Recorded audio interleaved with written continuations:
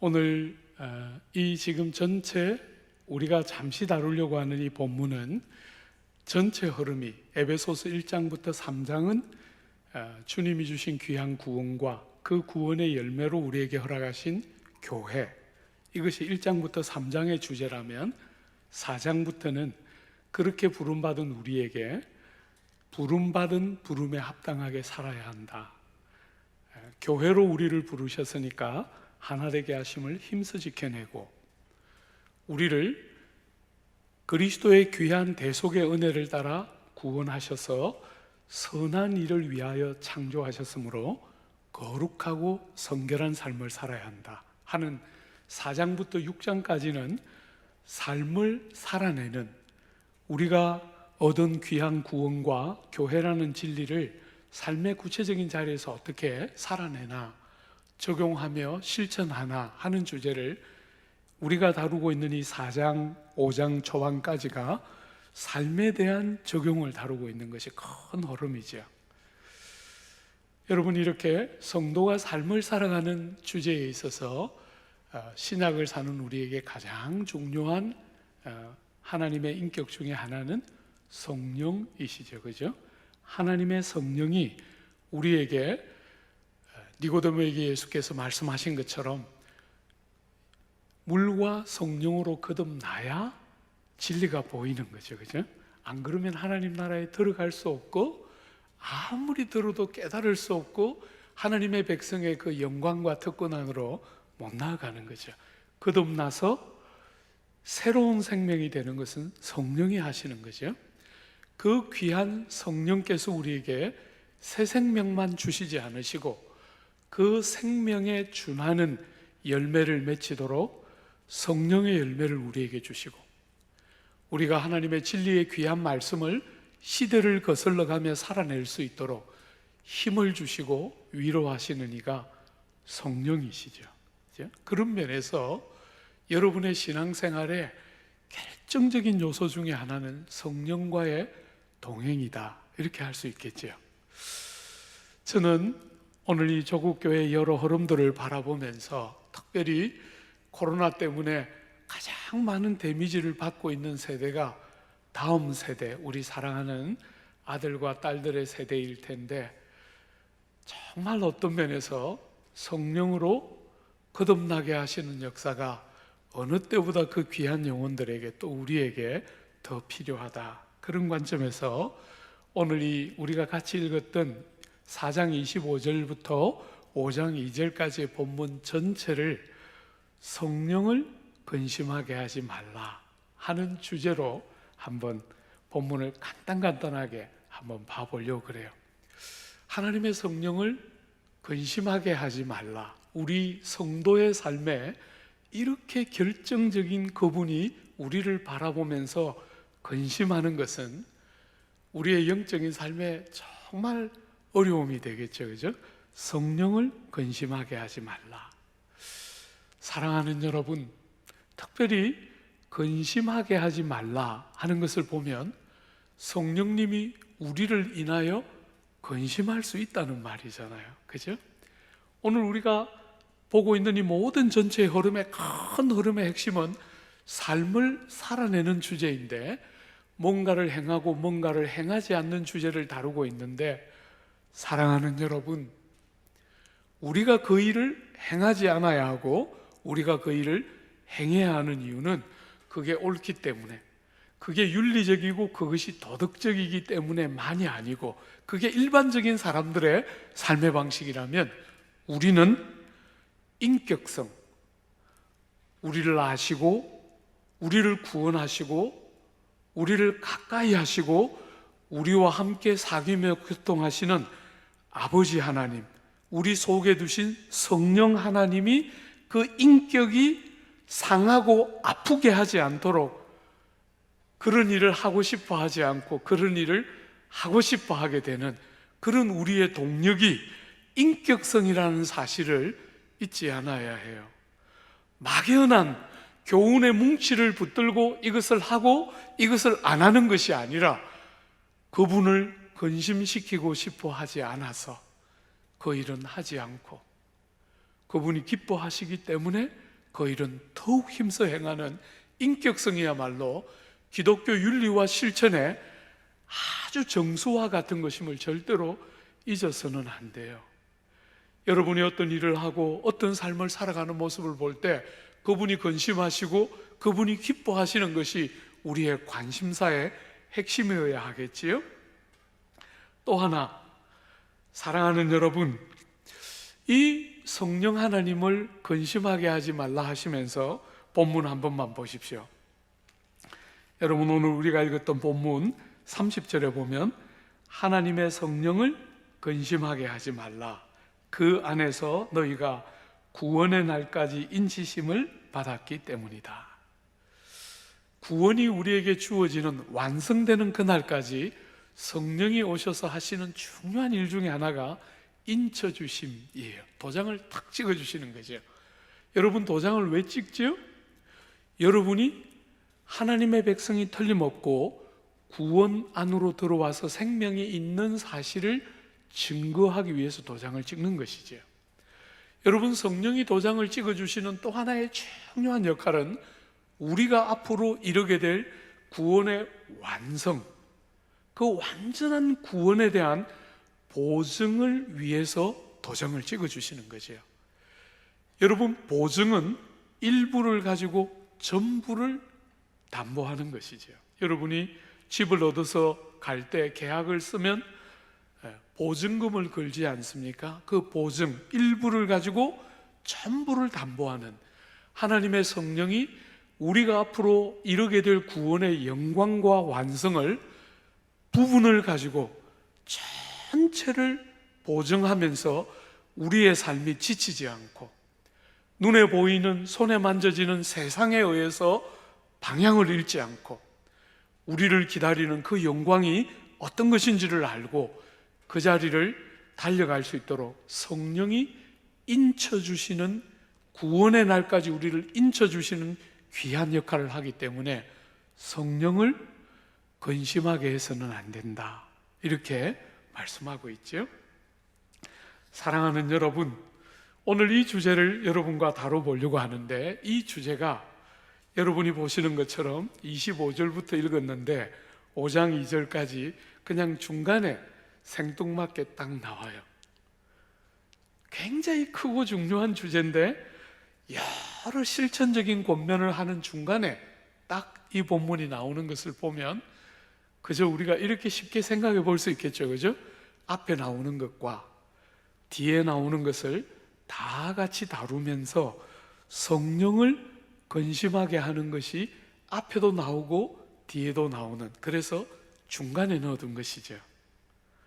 사랑하는 여러분, 어떻게 하면 하나님을 근심하게 하지 않고 하나님의 성령을 기쁘시게 할 수 있을까? 우리가 오늘 저녁에 그거 한번 본문 가지고 살펴보려고 하는데요. 먼저 본문을 본격적으로 다루기 전에 사랑하는 여러분, 여러분 중에 하나님을 근심하게 하고 싶어 하거나 성령님을 근심하게 하고 싶어 하는 사람은 없을 거예요.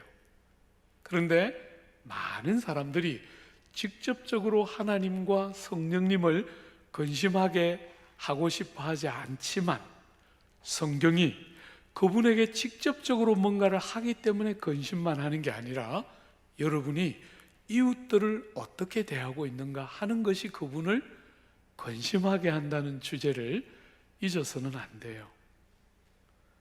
기독교는 하나님과 우리의 직접적인 관계를 다루고 있는 귀한 종교지만 동시에 하나님과 우리의 관계의 발음을 여러분이 확인할 수 있는 아주 중요한 잣대가 이웃들을 대하는 자세와 직결되어 있는 것이라는 것을 한시도 잊어서는 안 돼요.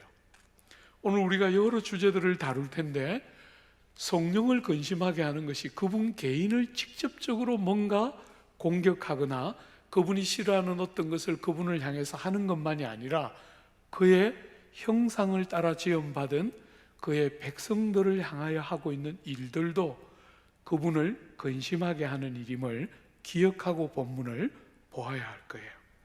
사랑하는 여러분, 오늘 우리는 성령을 근심하게 하는 것을 큰 두 가지 관점에서 보게 될 거예요. 하나는 하지 않아야 할 일을 함으로 성령을 근심하게 하는 것. 두 번째로, 해야 할 일을 하지 않음으로 성령을 근심하게 하는 것. 이렇게 큰 두 가지 흐름을 가지고 본문 한번 보려고 합니다. 먼저 하지 않아야 할 일, 성령을 근심하게 하는 우리가 하면 안 되는 일. 첫 번째, 여러 항목들을 다루기 전에 너무 재밌게도 여러분 30절 바로 앞에 나오는 29절 한번 보십시오. 무릇 더러운 말은 너희 입 밖에도 내지 말라. 31절도 한번 보십시오. 너희는 모든 악독과 노함과 분냄과 떠드는 것과 비방하는 것을 모든 악의와 함께 버리고.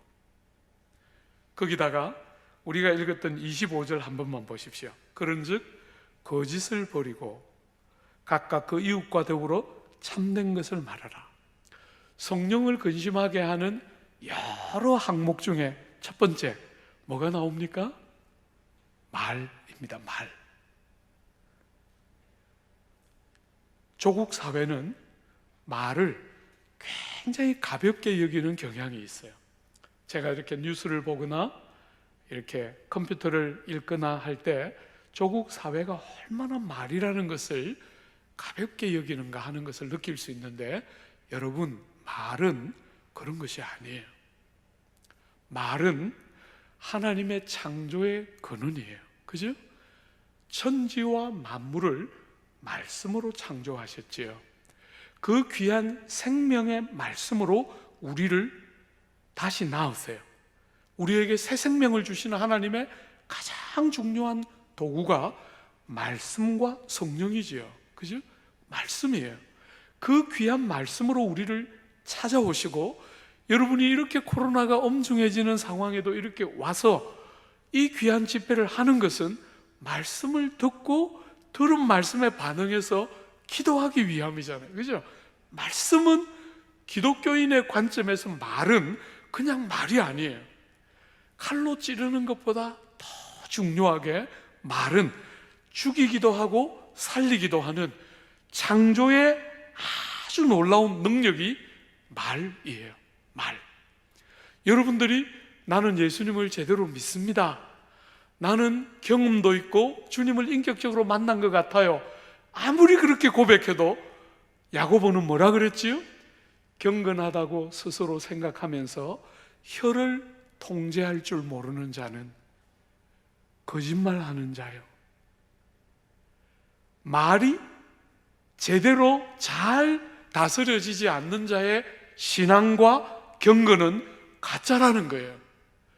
주 안에 사랑하는 여러분, 조국 사회는 말이 너무 쉽게 무책임한 말들이 쏟아져 나오는데, 성도에게는 말이 절대로 그런 존재가 아니고 우리의 신앙을 드러내서 보여주고 하나님의 성령을 근심하게 하는 아주 중요한 첫 번째 주제가 뭐냐면 여러분의 언어예요. 말을 어떻게 하는가? 여러분이 여러분 자신과 여러분 주변에 있는 성도들과 여러분을 만나는 일터에 있는 사람들에게 여러분이 어떻게 말을 하고 있는가? 오늘 본문은 말을 할 때 세 가지. 첫 번째 25절 한번 보십시오. 그런즉 거짓을 버리고 각각 그 이웃과 더불어 참된 것을 말하라. 이는 우리가 서로 지체가 됨이라. 여러분과 저는 거짓의 아비인 마귀와 다르게 처음부터 거짓말로 사람들의 삶 속에 죄를 가져온 그의 권세 아래 있던 자였지만, 새로운 생명을 얻은 자처럼 다시는 그 권세 아래 있던 자처럼 거짓말하지 아니하고 참된 말로 진리 안에서 거듭난 자처럼 우리의 말이, 우리의 맹세와 우리의 말이 바로 보증이 되도록 여러분의 말에 거짓이 없는 참된 언어 생활, 그것이 성령을 근심하게 하지 않는 말과 관계된 첫 번째라는 거예요. 조국 사회는 참 말을 신뢰하게 하는 일이 어려워요. 제가 유학을 가서 공부할 때 친구 목사가 저보고 한번 물었어요. 목사님, 하시는 말씀은 알겠는데 의중이 뭡니까? 그때 제가 굉장히 충격적이었어요. 말을 하면 그게 내 의중이지, 말은 이렇게 하고 속은 따로 있는 것이, 그래서 의중이 뭡니까? 이렇게 물었을 때 너무 충격적이었어요. 아, 이렇게 생각하는구나. 주 안에 사랑하는 여러분, 여러분의 말이 보증과 여러분의 삶 자체의 증거가 되도록 그렇게 말을, 거짓말이 아닌 참된 말을 해야 한다. 두 번째로, 여러분 우리가 읽었던 29절 한 번만 더 보십시오. 무릇 더러운 말은 너희 입 밖에도 내지 말고. 여러분, 더러운 말이 무슨 말입니까? 누추한 말, 부정한 말, 음란한 말, 엄담패설, 욕짓거리, 이런 것들이 다 더러운 말이겠지요. 참 우리 사회는 남자들이 부끄러운 줄도 모르고 엄담패설을 영웅담을 하듯이 하는 사회예요. 공부를 많이 한 사람이든 안 배운 사람이든 관계없이 가보면 얼마나 엄담패설이 많은 사회인지 모르겠어요. 조국 사회를 저는 한 번씩 우리 남서울에서 설교할 때 음행을 권하는 사회다. 우리 사회는 서구의 어떤 사회 못지않게 엄란한 사회고 음행을 권하는 사회예요. 사랑하는 여러분, 성도인 여러분과 저의 입술의 말이 더러운 말로 채워져 있으면, 욕설과 끝없는 이런 끄집어내어서 말하기 정말 부끄러운 말로 채워져 있으면 우리 사회는 볼 거 없겠지요.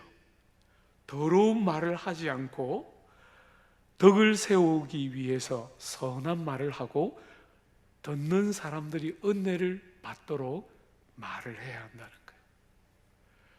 여러분들의 언어가 이렇게 황폐해져 가는 조국 사회에 여러분의 언어가 정말 너무나 보배롭게 많은 사람들에게 덕을 끼치고 은혜의 부요함들이 드러나도록 더러운 말이 아니라 선하고 귀한 말들로 여러분의 입술이 그렇게 드러나서 사람들을 살려내고 영혼들을 위로하는 그런 언어 생활이 되어야 한다. 세 번째, 이 세 번째는 오늘 조국 사회와 굉장히 많이 닮아 있어요. 한번 보세요. 31절에 너희는 모든 악독과 노함과 분냄과 떠드는 것과 비방하는 것을 모든 악의와 함께 버리고. 여러분, 여기 악독이라는 것은 사람들 속에, 여러분들이 다 생활을 하면서 경험하지만 사람들 속에 나쁜 것도 있고 좋은 것도 있잖아요. 그죠? 여러분도 그렇고 저도 그렇고 우리 안에 장점도 있고 약점도 있어요. 그런데 이 악독은 뭐냐면 장점은 무시하고 약한 부분들을 덜추어내서 지나치게 비방하고 나쁘게 말하는 것이 악독이에요.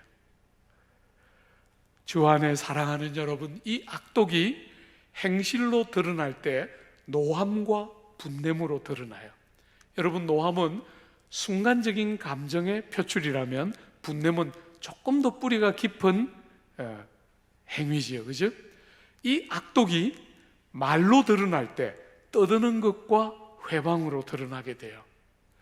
사람들 속에 훌륭함과 귀함도 있는데 그 훌륭함과 귀함은 다 모른 채 하고 연약한 부분, 실패한 부분, 모자라는 부분만 끄집어내어서 나쁘게 말하고 상대를 깨뜨리려고 드는 그런 경향을 악독이라고 불러요. 언어를 사용하는데 그런 언어를 쓸 때 하나님의 성령이 근심한다는 거예요. 조국 사회 인터넷들은 보면 정말 댓글을 보고 싶지 않을 만큼 너무나 무책임한 말들이 많이 나돌아요. 사랑하는 여러분, 여러분들의 언어 생활, 그런 말을 안 하는 것에 그치지 않고 사람을 살리고 영혼들의 속마음을 만져내고 하나님의 성령이 우리에게 주신 이 귀한 기능들을 가지고 하나님을 찬양하고 진리를 깨닫고 생명 안으로 들어온 그 귀한 가장 첫 번째 표현으로 너무나 상대적으로 쉽게 할 수 있는 이 언어를 가지고 영혼을 살리고 사람의 속사람을 매만져낼 때 얼마나 메말라가는 이 조국 사회에 영혼들을 향해서 정말 그들의 영혼을 바라보면서, 여러분 32절 한번 보십시오. 서로 친절하게 하며 불쌍히 여기며.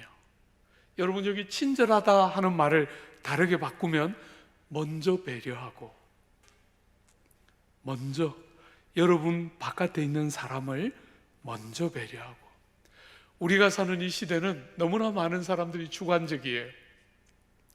자기 감정에 너무 충실해요. 자기가 하고 싶은 것과 하고 싶지 않은 것이 선이 너무 분명해요. 내가 하고 싶지 않지만 남을 유익하게 할 수 있다면 얼마든지 선택할 수 있어야 되잖아요. 너무나 많은 사람들이 자기에게만 충실하고 하나님의 말씀과 성령 하나님의 마음을 헤아리려고 안 하는 시대를 우리는 살고 있어요. 제가 한 번씩 우리 남서울에 있는 교우들에게 설교할 때 이런 설교 하거든요. 요즘 제가 이렇게 성도들이 신앙생활 하는 거 보면 참 손해 안 보려고 하는 것 같다. 참 손해 안 보려고 하는 것 같다. 얕게. 왜 나 혼자만 남들이 안 하는 수고를 해야 되나? 나는 남들이 하는 것 이상 안 하고 싶다. 적지 않은 사람들이 그렇게 얕게 신앙생활을 하고 손해 안 보고 자기에게 충실하고 자기 만족이 생기는 일을 자꾸 하려고 하는 모습을 보는데, 저는 오늘 이 시대의 정신을 바라볼 때 참 마음 아픈 게, 여러분 손해를 안 보는 게 아니고 가장 큰 것을 잃고 있다. 가장 귀한 것을 상실하고 있다. 오늘 이 시대에 뭘 제일 많이 잃고 있습니까? 감격을 잃어가고 있어요. 여러분 제 연배, 여러분 보시기에 제가 한 70은 돼 보이죠? 네. 아깝게 아직 70은 아니에요. 6학년 넘었는데 여러분 중에 제 연배에 있는 사람들은 기억날 거예요. 여러분 우리는 과거에 요즘처럼 그렇게 계산을 빠르게 하고 손해 안 보려고 몸부림치고 우린 그렇게 못 살았어요. 좀 미련하게 바보처럼 옳다고 믿으면 하나님께서 우리를 만나주셨던 그 감격 때문에 이것저것 계산 많이 못하고 좀 미련해 보여도 남들이 좀 그렇게 안 살아도 바보같이 하나님이 옳다고 가르쳐 준 길 그냥 어리석게 그 길 딱 선택하고 갔어요. 여러분 참 미련해 보였지만 돌아보니까 그 미련한 걸음에 뭐가 있었어요? 감격이 있었어요. 감격. 하나님께서 좋아하시는 삶을 사는 사람들에게 주시는 성령의 우리의 영혼을 열고 주시는 희락과 감격이 있었어요. 삶을 움직이는 능력에 기쁨이 없으면 여러분이 아무리 결심해도 그 삶이 안 사라져요. 여러분의 삶을 삶이 되게 만드는 힘은 희락과 감격이에요. 오늘 이렇게 자기를 자꾸 자기의 감정에 충실하고 남을 배려하고 남을 위하여 나를 깨뜨릴 줄 아는 게 뭔지를 잘 모르는 이 시대는 감격을 상실하기 때문에 이렇게 모든 것들이 부요한 시대를 살지만 행복하지 않은 거예요. 얕게 사는 것이 지혜로운 것이 아닙니다. 여러분의 감정에 충실하고 여러분이 원하는 것을 선택하는 것이 정말 여러분이 제대로 사는 것이 아닙니다. 성령을 근심하게 하지 않고 남을 나보다 먼저 배려하고 그들이 울 때 같이 울고 그들이 웃을 때 같이 웃는 것이 세상이 볼 때는 좀 미련해 보여도 가장 지혜롭고 여러분의 가슴 속에 감격이 다시 회복되는 영광스러운 삶의 방식이에요. 큰 두 번째로 성령을 근심하게 하지 않는 큰 두 번째, 여러분 26절 한번 보십시오. 분을 내어도 죄를 짓지 말며 해가 지도록 분을 품지 말고 마귀에게 틈을 주지 말라. 여러분, 우리가 사는 이 불의한 시대에 우리는 성도로서 거룩한 분노를 내지 않을 수가 없어요. 그죠? 그래서 본문도 원어를 충실하게 번역하면 분을 내어라. 그러나 죄를 짓지 말며 해가 지도록 분을 품지 말라. 이렇게 되어 있어요. 분을 하나도 안 내는 것이 성도의 삶이 아니에요. 우리는 이 불의한 세상을 살면서 거룩한 분노를 안 가질 수 없어요. 사랑하는 여러분, 우리 하나님도 죄를 향하여 충돌하세요. 하나님이 어떤 것들도 다 받아낼 수 있지만 죄는 하나님과 정면에서 충돌하고, 죄는 끝까지 다루어지지 않은 죄는 하나님의 심판과 진노를 피할 길이 없어요. 사랑하는 여러분, 하나님도 충돌하는 거룩한 분노가 있다는 거예요. 우리 아들 예수님 이 땅에 오셨을 때 아들 예수님이 성전을 보시고 못 견뎌 하셨어요. 그죠? 성전을 청결케 하셨어요. 그런 면에서 우리도 이 세상을 살아가면서 분노하지 않을 수 없는 순간이 있어요. 그러나 여러분, 여러분의 성격이 분을 쉽게 내는 성격을 합리화하는 것은 안 돼요. 여러분들이 분을 내면서 그 분노를 걷잡을 수 없어 하면서 폭력적인 행동으로 나오는 것은 성도들의 어떤 거룩한 분노라도 합리화될 수 없는 분노예요. 그죠? 분을 내지만 죄를 짓도록 하면 되지 않고, 아무리 정당한 분노라도 해가 지도록 계속 마음속에 분을 품어서 그 분이 여러분도 태우고 남을 태우지 않도록 시간을 딱 제한해서 해 지도록까지 분을 품고 있지 말라 그랬으니까 해가 질 때까지는 분을 품고 해가 지면 분을 풀어야지, 그 뜻이 아니죠. 최대한 짧게 분을 다루어서 용서하는 일을 해야 한다는 거예요. 이 주제는 조금 있다가 다룰 거기 때문에 금방 지나가려고 그래요. 사회를 한번 보세요. 너무나 많은 사람들이 분노하고 살아요. 분노합니다. 그죠? 누군가를 향해서 계속 분노하고 있는데, 여러분들이 그런 세상 속에 신속하게 분을 다스려내고 죄에까지 연결되도록 분을 계속 가지고 살지 않도록 그렇게 살아야 해요. 특별히 우리 자매들 부탁합니다. 제가 이렇게, 저도 아내랑 결혼해서 이제 40년 조금 안 됐어요. 목회를 하면서 무수한 자매들 제가 이렇게 대해보니까 자매들의 타고난 주특기는 잊지 않음, 용서하지 않음, 속의 분노가 상황만 전개되면 다시 터져나옴, 이런 것 같아요. 그래서 보통 20대, 30대는 자매들의 얼굴이 정말 꼭 같아요. 보면 꾸미든 안 꾸미든 정말 예쁘고 사랑스러운데 40이 넘고 50이 되어서 남편하고 20년, 30년 살아가는 세월이 더해지면 그 얼굴이, 교회에 앉아있기는 하지만 마치 이런 느낌이에요. 말만 걸어봐, 그냥.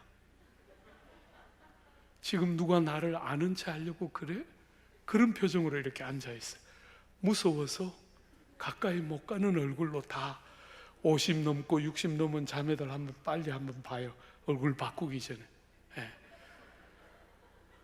용서해 주십시오. 여러분 남편 30년 전에 했던 일 오늘 또 이야기하지 말고, 그죠? 어제같이 생생하다 이러면서 계속 묵상하고 그 분노를 틈만 되면 자꾸 쏟아내지 말고, 하루 해가 지기 전까지, 그죠? 다 잊고 용서하고 분노를 담아놓으면 성령이 기뻐하지 않고 여러분 다치고 주변 사람 다 다치게 하는 거예요. 이겨내야 합니다. 하나님이 여러분의 아픔들 헤아리시잖아요. 그죠? 그리고 여러분들이 때로는 하나님 앞에서 눈물 흘릴 때 분을 원하는 대로 다 낼 때 행복한 게 아니라 하나님 앞에 눈물 흘릴 때 하나님이 우리 영혼을 만져주실 때 하늘이 열리고 우리의 영혼에 사는 문이 열리는 거잖아요. 이 땅은 어떤 것을 소유하고 어떤 일을 경험해도 완전하지 않습니다. 하나님께서 우리의 영혼을 만져야 우리는 온전한 자리에까지 나아갈 수 있는 것이지요.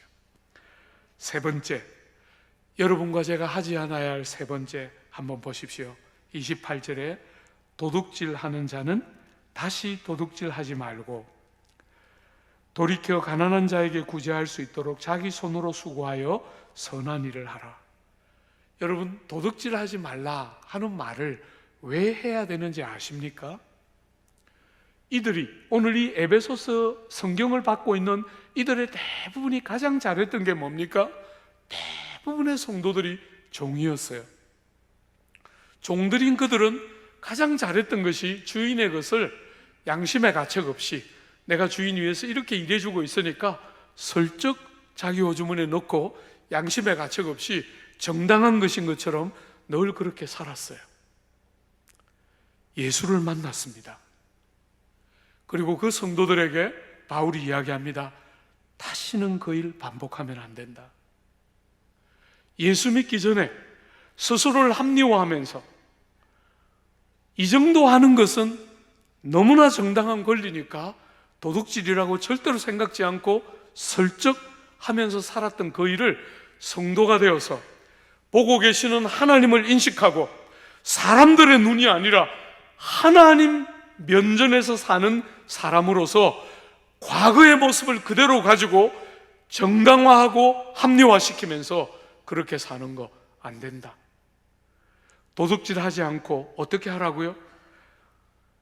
여러분들의 손을 움직여서 구제할 수 있도록 자기 손으로 수고하여 선한 일을 하라.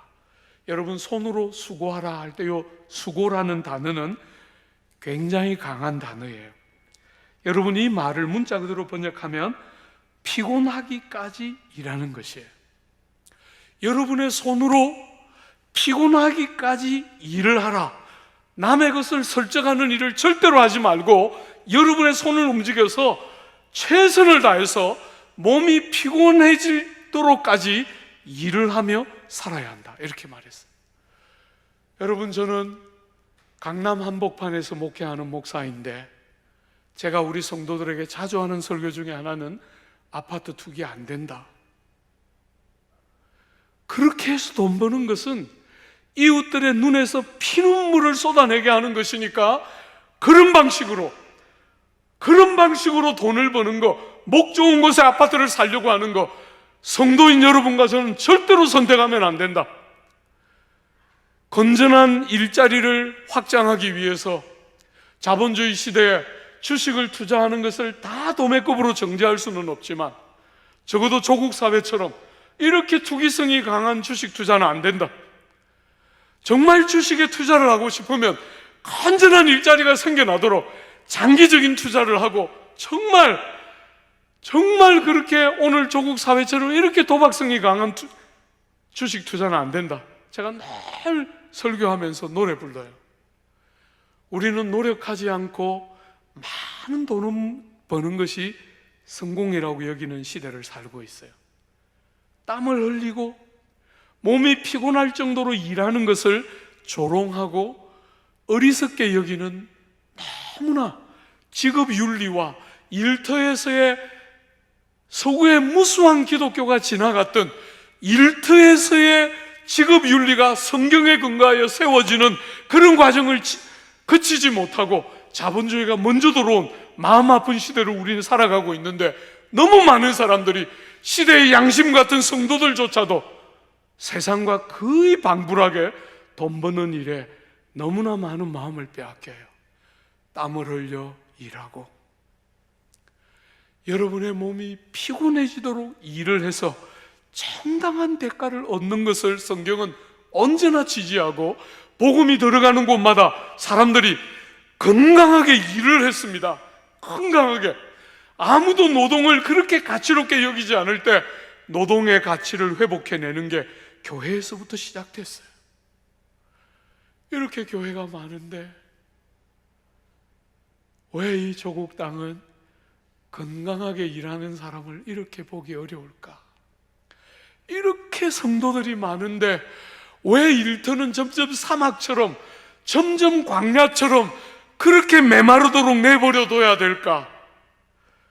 여러분들이 더 이상 남의 것을 설적해서 그게 정당한 것처럼 여기는 이 패역한 자본주의의 질서를 따라가지 않고 몸이 피곤하도록 땀을 흘려서 일하고 미련하고 바보스러울 만큼 목 좋은 것에 집 하나 사두면 5억이 오르고 10억이 오르는 그런 어리석은, 이게 무슨 나라입니까?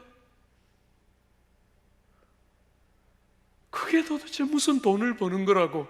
이웃들의 피눈물이고 여러분의 자녀들의 미래가 이렇게 암담해지는 일인데 왜 내 호주머니에 돈 들어오는 것을 돈 번다고 생각하고 그 일들을 분별하지 못하고 성도들조차 그렇게 하면 너무 어리석은 일이 되는 거지요.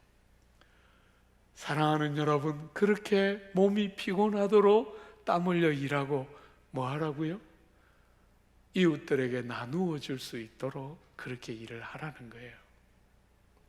남의 것을 안 훔치고 땀을 흘려서 일을 하는 게 다가 아니고 남의 물건을 훔쳐서 살던 사람이 남을 섬기고 이 사회에 공헌하는 사람으로 바꾸어내는 것이 복음인 줄 알고, 그렇게 살아야 성령이 근심하지 않는 줄 알고 하나님의 성령이 기뻐하시는 줄 알고, 그렇게 그저 도둑질 안 하는 것으로 자족하지 않고 땀 흘려서 일하는 것으로 자족하지 않고 땀 흘려서 내가 일했는데 그것을 가지고 이웃들에게 흘려보내고 나누는 것이 너무나 당연한 것처럼 여기며 이웃들을 섬기는, 도둑질 하던 사람들이 이웃을 그렇게 섬길 줄 아는 사람으로 바꾸어내는 것이 복음의 영광이고 하나님이 여러분과 저에게 기대하는 삶의 방식이지요. 여러분, 우리 앞 세대들 지난 30년 동안 조국 교회는 내가 얼마나 많은 복을 받았나 하는 것이 우리의 간증의 제목이었어요. 내가 얼마나 훌륭한 사람이 되고 내 자녀가 얼마나 훌륭한 사람이 되었는가 하는 게 우리의 자랑이었어요. 그죠? 우리의 간증이었어요. 이제 바꿔야 합니다. 여러분 때문에 어떤 사람들이 여러분을 통하여 살아나고 변화되고 여러분의 섬김을 받아 삶이 달라지고, 여러분, 제가 우리 남서울교회 홍정길 목사님 때부터 40년이 넘는 세월을 칭찬받고 정말 많이 듣는 우리 교회, 제가 우리 성도들에게 늘 말해요. 앞으로 더 그런 이야기 들으면 안 된다. 40년이 넘도록 우리는 분에 넘치도록 칭찬을 받았는데 계속해서 우리가 칭찬받는 교회로 존재하는 것은 충분하지 않다. 우리보다 더 훌륭한 교회들이 우리 목회자들을 거쳐서, 남소를 거쳐간 목회자들을 통해서 우리 교회와 비교할 수 없는 훌륭한 교회들이 나오고 그들이 칭찬을 받고 그들이 박수를 받는 시대가 이제 나와야 하지, 언제까지 남서울교회 하는 건 안 된다. 사고의 변화가 필요한 것이지요. 전부 자기밖에 모르는 이 세상에 나도 남들의 것을 도둑질하는 삶을 살다가 더 이상 그렇게 하기를 멈출 뿐 아니라 남들을 섬기고 다른 사람들에게 흘려보내는 다른 삶을 사는 것이 성령이 우리에게 기대하는 삶의 방식이에요. 그렇게 삽시다. 지난 30년처럼 내가 뭘 소유하고 있는지를 자랑하는 시대를 넘어서 내가 소유한 것은 얼마가 될지 모르지만 얼마나 많은 것이 흘러가고 나누어지고 무수한 사람들이 여러분을 통해서 살아나고 회복되는 역사가 있는 다른 시대, 이제 우리가 가야 할 이 시대에 우리를 향한 부름이에요.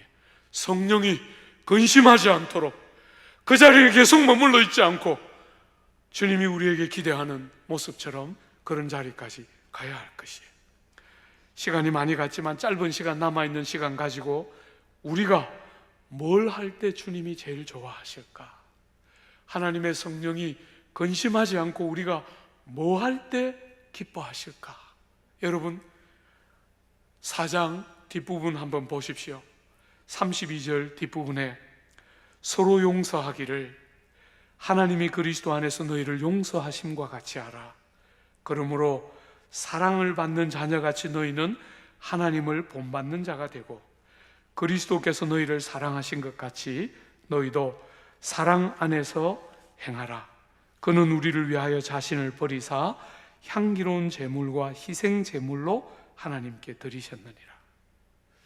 성령을 근심하게 하지 않고 기뻐하게 하는 것, 그게 뭘까요? 하나님을 본받는 것입니다. 그죠? 하나님을 본받는 것이지. 하나님의 성령이 우리 안에 들어오신 제일 중요한 이유는 하나님을 본받게 하기 위한 거예요. 여러분과 저는 원래 하나님의 모양과 형상으로 지어졌어요. 헐구로 지어져서 티끌이고 먼지에 불과한 우리가 이렇게 존귀하고 이렇게 영화로운 이유는 사랑하는 여러분, 하나님의 형상과 모양이 우리 안에 있었기 때문인데 죄가 들어와서 깨뜨렸어요. 죄가 들어와서 그 형상의 아름다움과 모양이 깨뜨려져서 흔적은 남아있지만 너무나 많은 것들이 유실되고 상실되고 그 존귀와 아름다움이 어떤 것인지가 더 이상 드러나지 않고 있어요. 주님이 우리를 구원하시고 성령이 우리 안에 들어오셔서 우리를 데려가고 싶어하는 제일 중요한 지점은 아버지 하나님을 본받는 것이죠. 여러분과 제가 하나님이 되라는 말이 아니지요. 여러분과 저는 인생이에요. 호흡이 코에 붙어 있는 인생입니다. 우리는 먼지예요. 먼지, 티끌입니다. 아무 짝에도 쓸모없는 우리는 하나님과 같을 수가 없어요. 그런데도 그 귀하신 하나님이 우리 티끌 같은 먼지 같은 우리를 아들의 생명으로 건져내시고 하나님처럼 되는 것은 아니지만 하나님의 영광과 하나님의 존귀한 자리에 자녀로서 아버지를 닮는 아들로서의 영광스러운 하나님의 성품과 모양이 우리 안에 회복되어 묻어나고 우리의 삶 속에 담아지고 여러분의 인격 속에, 말 속에, 행실 속에 담아지는 것, 그것은 성령이 근심하지 않고 우리를 데려가고 싶어하는 가장 중요한 지점 중에 하나이겠죠. 하나님을 닮는 것이. 오늘 본문은 하나님을 닮는다 할 때 어떻게 하는 게 하나님을 닮는 것입니까? 두 가지 여러분에게 권면하고 있습니다. 첫 번째, 5장 32절 뒷부분에 서로 용서하기를 하나님이 그리스도 안에서 너희를 용서하심 같이 하라. 여러분, 하나님이 여러분과 저를 용서하신 것처럼, 예수님 때문에 여러분과 저를 용서하신 것처럼 여러분이 이 땅을 사는 동안 사람들을 힘을 다해 용서하고 절대로 이유를 붙여서 정당화시켜서 용서하지 못하는 삶을 사는 것은 하나님을 본받는 삶이 아니라는 거예요. 성령이 근심하는 것이므로 용서하는 일을 해야 한다. 여러분, 제가 이런 설교를 하면 우리 성도들이 한 번씩 말해요. 목사님, 하나님은 하나님이시니까 용서할 수 있지만 나는 못해요. 이렇게 가슴을 다 찢어 놓았는데, 이렇게 가슴을 다 찢어 놓았는데 용서 못해요. 여러분, 제가 약간, 저를 처음 보는 분들 혹시 계시겠지만 제가 약간 잘 웃는 편이잖아요. 그래서 사람들이 한 번씩 저보고 말해요. 우리 목사님 고생을 몰라가지고 그냥 좋은 데서만 살아가지고, 지금도 저 반포에 살고 세상 고생이 뭔지 모르니 저 얼굴이 저렇게 나오겠지. 여러분, 예배당에 와서 보니까 어떤 사람이 예배당 와 있습니까? 다 그냥 머리에 이런 거 쓰고 전부 뒤에 날개 이렇게 달고 입만 열면 전부 할렐루야 할렐루야 그런 사람들만 모이죠. 예배당에 오니까 여러분 교회는 너무 좋은 교회여서 사랑이 많을 뿐 아니라 더 사랑의 교회. 다 그런 사람만 모였죠. 제가 어디 가서 이 질문하면 다 여러분이 지금 보이는 것처럼 썰렁한 반응. 강사님이 왜 갑자기 저러실까? 여러분 예배당에 딱 와서 보니까 누가 있습니까? 그런 사람도 간혹 있지만 세상에 나쁜 놈들 다 모였죠. 교회는 죄인들을 위한 공동체예요. 여러분 같은, 저 같은 죄인들이 왔는데 목사하는데 고생 없는 목회 있겠습니까? 정말 많이 울었어요. 30년 넘게 목회하면서 정말 많이 울었어요. 용서할 수 없어서. 사람 용서하는 게 얼마나 힘든지 저 사람은 왜 교회 안 옮기나? 여러 번 생각했어요. 여러분 제가 그 목회하던 교회, 지금 있던 교회 말고 이전에 목회하던 교회 바로 옆에 걸어가면 5분만 가면 광성교회, 조금만 차 타고 5분만 가면 명성교회, 길 건너가면 오른교회, 그냥 크리스탈로 지은 너무 좋은 교회, 차로 5분만 가면 있는 그 무수하게 좋은 교회에 있는데 그냥 엘리베이터도 없는데 그 조그만 예배당에 에어컨도 잘 안 나오는 기둥만 여러 개 있는 그 교회에 와서 그렇게 그냥 이상한 짓 할 때 제가 날 눈치 줬어요. 옆에 가면 5분만 가면 된다. 아무리 눈치를 줘도 그런 사람은 놀랍게 안 옮기더라고요. 놀랍게 안 옮겨요. 용서하는 거 쉽다고 주님 절대로 생각지 않아요. 여러분이 다 아는 것처럼 우리 하나님도 우리를 용서하실 때 쉽게 용서한 거 아니에요. 최고의 희생에 근거한 용서. 하나밖에 없는 아들 하나님 십자가에 달아 죽이시고 여러분과 저를 용서하셨어요. 그죠? 최고의 희생이 수반되지 않으면 용서받을 수 없는 길이었어요. 여러분에게 용서가 쉽기 때문에 용서를 하라는 게 아니에요. 용서가 얼마나 어려운지 알고 계세요. 그렇지만 여러분과 제가 살아난 것이 용서에서부터 시작된 것처럼 영혼들이 살아나는 첫걸음은 용서받는 과정을 거쳐야 사람들은 살아나기 시작하는 것이에요. 여러분이 있는 곳마다, 여러분이 가는 곳마다 사람들이 살아나려면, 영혼들이 주의 품으로 돌아오려면 그들이 여러분을 향해서 어떤 일을 했을지라도 마음 중심을 열어서 주님이 그리스도 안에서 우리를 용서하신 것처럼 우리도 누군가를 용서함으로 하나님을 닮을 때 성령이 근심하지 않고 기뻐하겠지요. 용서하셔야 합니다. 이렇게 과거를 끝없이 덜추어내면서 너무나 고통스러운 상처들을 헤집어내는 이 조국의 아픔 많은 조국 땅에 그런 것을 다 무시하는 게 아니라 그 아픔들을 다 받아내면서 영혼들을 깊이 용서하고 사람들을 받아내고 묶어내고 지지해주고 붙들어내는 일들이 있어요.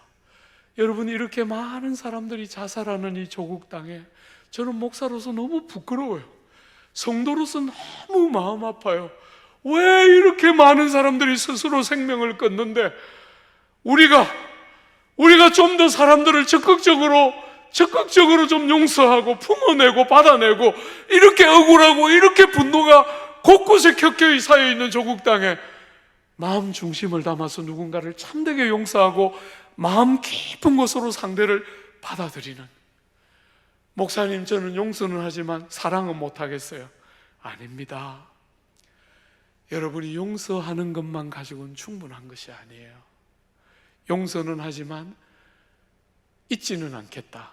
이렇게 이스라엘에 가면 그 나치의 그 무수한 학살을 기념하는 그 박물관에 우리가 용서하지만 잊지 않을 것입니다 이렇게 되어 있지만, 잊지 않으면 용서하는 것이 아니에요. 잊어야 하고, 잊을 뿐 아니라 오늘 본문이 말하는 것처럼 사랑해야 하는 것이지요. 하나님을 닮는 두 번째 중요한 것은 사랑하는 것이에요. 여러분, 저는 목회를 이제 한 30년, 이제 40년 조금 못되게 하고 있어요. 제가 이렇게 세월이 흘러가서 제일 마음이 아프고 힘든 것 중에 하나는, 왜 사랑 못했을까? 왜 나는 이렇게까지 사랑하는 일에 젬병이 같을까? 누군가를 사랑하는 일을 왜 이렇게 실패하고 좌절했을까? 그게 돌아보고 제일 아픈 일이에요. 아내와 제가 거의 40년 좀 못 되는 세월을 살았는데, 한 번씩 아내를 이렇게 쳐다보면 마음이 아파요. 지금도 아내가 저보고 이야기해요. 내가 하는 말 무슨 말인지 모르지? 놀랍도록 모릅니다. 지금도 참 뜻대로 안 되고, 저렇게 사랑하는 소중한 사람을 만났는데 사랑할 줄 모르고, 무슨 말을 하면 귀를 기울여 듣고 인격이 담겨있는 반응을 해야 하는데, 왜 그렇게 내 논리, 내 방식, 나의 경험, 나의 논리에 그렇게 충실하고 그렇게 소중하고 사랑한다고 말하고 생각하는 사람이 진짜 원하는 거 하나 귀담아 들을 줄 모를까? 참 한 번씩 마음 아파요. 사랑하는 여러분, 주님이 우리를 사랑하셨잖아요. 주님은 우리에게 자격을 요구하고 조건을 요구하지 않으시고, 아무 자격도 공로도 없는 여러분과 저 같은 사람을 주님이 조건과 공로에 근거하지 않으시고 당신의 사랑을 따라 아무 자격도 없는 우리를 사랑해 주셨는데, 우리는 왜 그렇게 조건이 많아요? 사랑하는 일에, 상대를 가리는 일에. 제가 목회 40년 조금 못 되면서 하면서 제일 많이 배운 거예요. 어쩌면 주님은 제가 사랑하기 어려운 사람을 그렇게 옆에 놀랍게 붙여주시는지 모르겠어요. 제가 마음에 드는 사람들은 빨리 다른 교회를 가더라고요.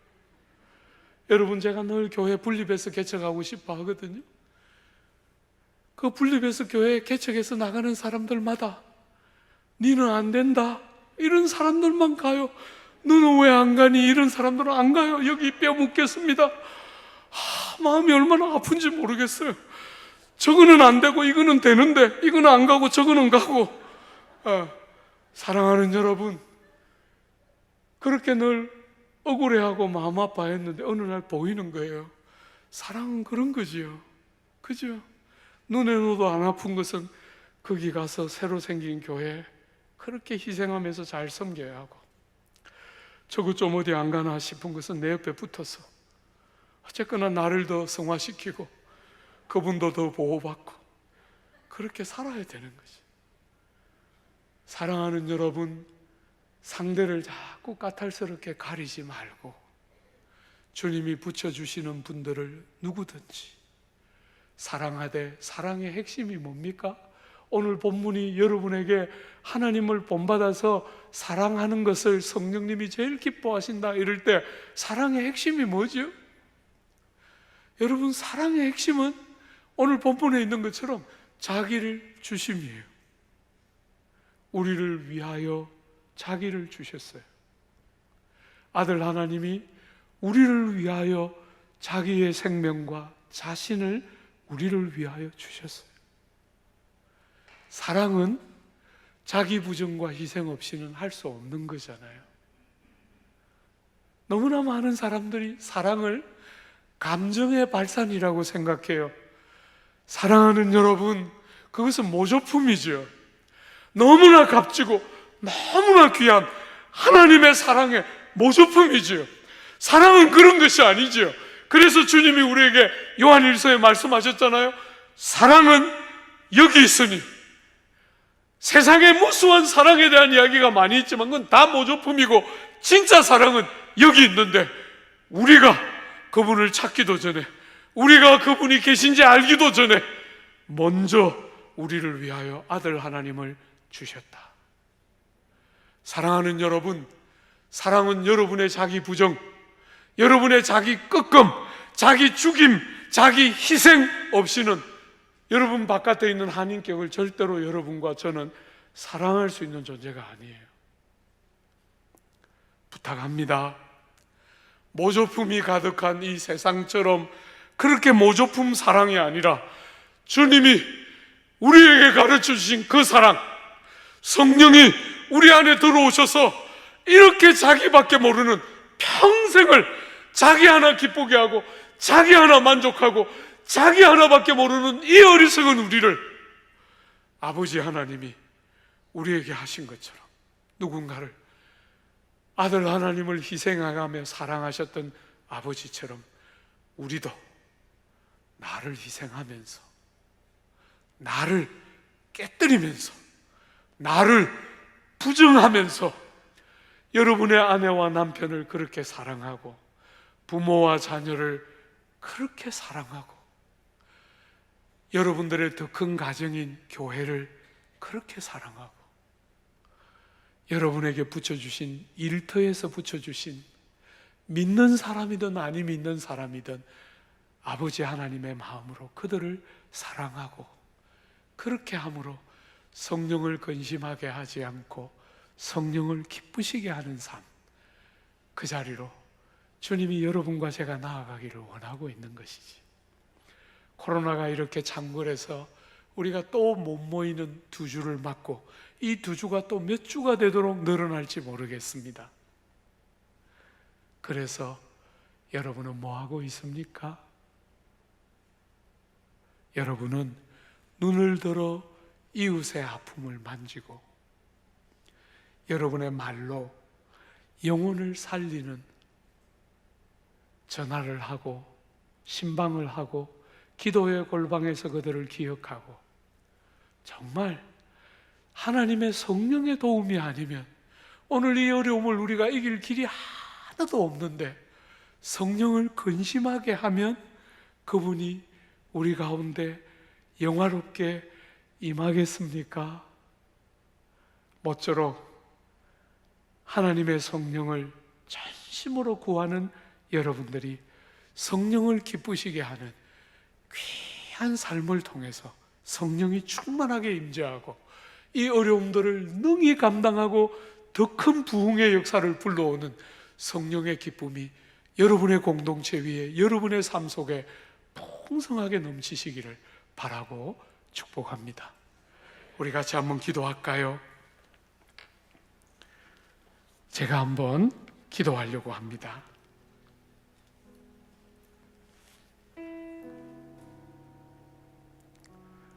은혜로우신 하나님 우리 아버지, 티끌 같은 우리를, 먼지 같은 우리를 아들 하나님의 생명으로 사셔서 이렇게 존귀케, 이렇게 영화롭게 세상이 알지 못하는 비밀을 가지고 세상을 살 수 있도록 복 주신 주의 은택을 감사합니다. 우리 홀로 갈 수 없는 길을 이렇게 귀한 교회를 주시고 하나님의 성령을 선물로 주셔서 우리 안에 임재하시며 성령의 도움을 따라 이 수고로운 인생길을 감격하며 감사하며 살도록 도우시는 주의 은혜를 감사합니다. 주님, 성령이 아니면 이 어려운 시기를 헤쳐나갈 수 없겠는데, 귀한 성령님이 충만히 오셔야 되겠는데, 주님, 우리가 성령을 근심하게 하고 성령을 거스르는 어리석은 자리에 아무도 머물지 않도록 우리 모두를 돌보아 주시고 하나님의 성령의 기쁨을 따라 하나님을 본받는 귀한 역사가 모든 성도들의 가슴에 생겨나도록 축복하시고 역사하여 주옵소서. 예수님 이름으로 기도드립니다. 아멘.